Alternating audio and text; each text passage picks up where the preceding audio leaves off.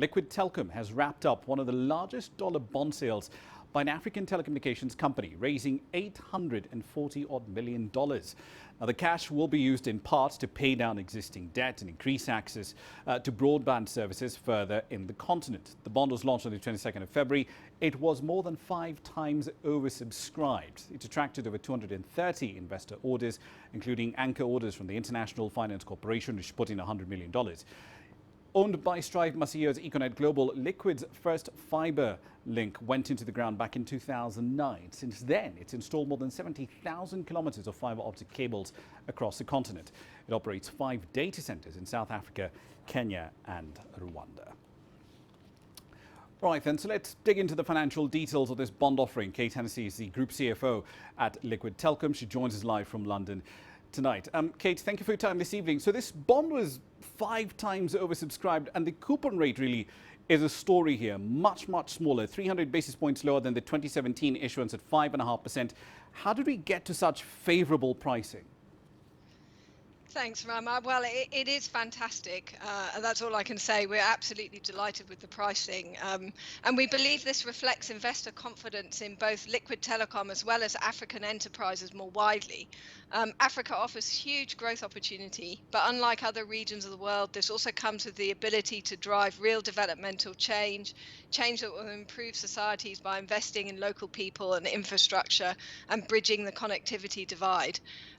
This is supported, as you know, by socio-demographic changes such as population growth, increased urbanization, as well as growing fixed line and mobile penetration, which will drive exponential data usage growth from which Liquid is uniquely placed to build on.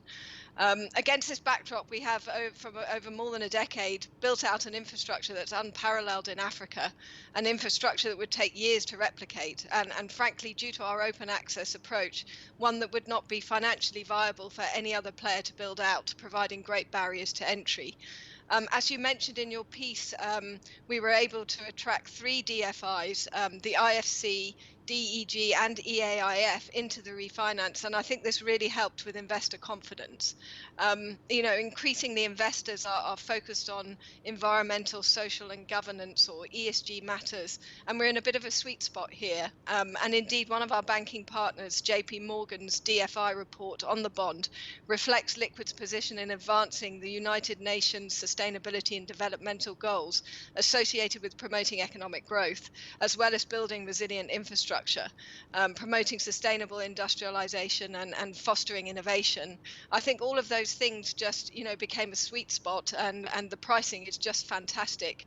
News not only for Liquid, but also for other African enterprises wishing to raise money. Indeed, fantastic is a bit of an understatement. You're borrowing at a coupon rate that's lower than a few African sovereigns. That's lower than what Ghana got when they went into the market with their Eurobond last year. Yes, exactly. I mean, it's just a fantastic outcome. And, we were hoping for a substantially better rate. We didn't think we would get it as good as that. And I think, it really does show to, investors that Africa is the growth engine. That's where they're going to find growth, after the pandemic. If they're looking for places to invest, that's where to go.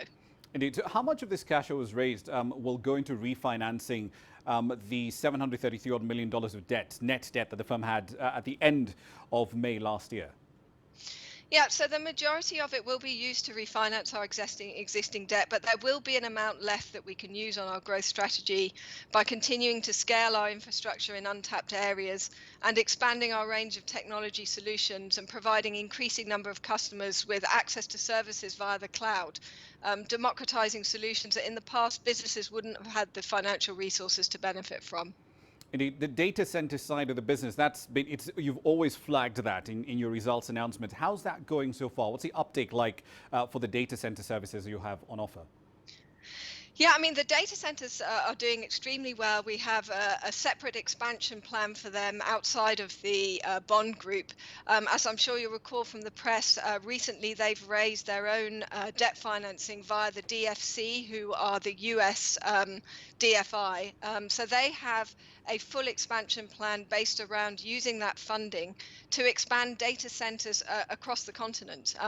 There's huge demand for data center services in the areas that we're in already. So as you mentioned in the start of your article, we've got data centers in South Africa and in Kenya, and those are doing extremely well. But we also want to expand to other areas. So, there's lots of demand in places like Nigeria, in Egypt, in many other places across Africa, which really are underserved at the moment. So when the pandemic first spread into countries in which you operate, the firm did draw down on part of a revolving credit line to bolster liquidity, something to the tune of $40 million, if I recall. Nearly a year later, though, how has the pandemic affected the firm's cash flow, and should we expect any future drawdowns, or are you fine as things stand at the moment? Yeah, firstly, I would say, the business is inherently resilient against the COVID pandemic, with increased demand for connectivity in the lockdown environment, including some accelerated demand for cloud services. The biggest impact on us was FX, where we've seen significant year-on-year depreciations in local currencies versus the US dollar, which impacts our financials. And thankfully, these have been stabilizing more recently. We've been managing our working capital carefully through the pandemic and afterwards. And we've been conserving cash by being very targeted on investing in key growth projects. We did see a spike in churn, and it has impacted our debtors, but we have managed this and seen a return to more normal levels on churn, whilst our bad debt provision provides for adequate cover.